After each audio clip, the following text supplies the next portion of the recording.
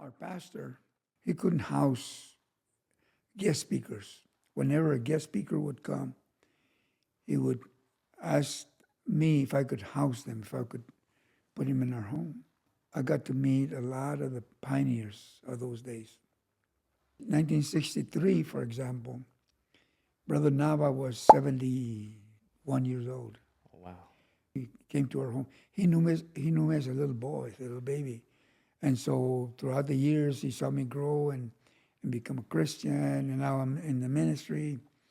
But I had other men that come to our house that were very important those days, bishops, leaders. Whenever they would come to our house, my wife would cook a meal for them after church, and then they'd go to bed, but we'd stay talking after they were in bed. But I would pick their brain. Oh, I would pick their brain left and right. And I remember that night when Brother Nava came into our home. He was 71 years old.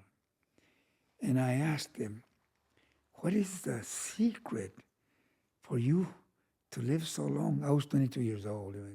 This was a real old man. He died when he was 107 years old. Wow. But he was 71 at the time. Wow. And tell me the secret to a long life. He said, there's two things that I want to share with you. First, when you go to bed, make sure you rest. Not just simply sleep, but rest. To do that, you have to put all your concerns, all your worries, you have to lay them aside and focus on rest. Yeah, it can be 2 hours, it can be 3 hours, 5 hours, 8 hours, as long as you rest. He said, I don't get up until I have rested. So, and the second thing, when you pray, you rest in God.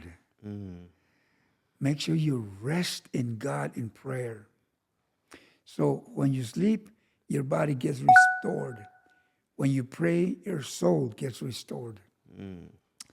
To this very day, I follow those principles. He had an impact in my life.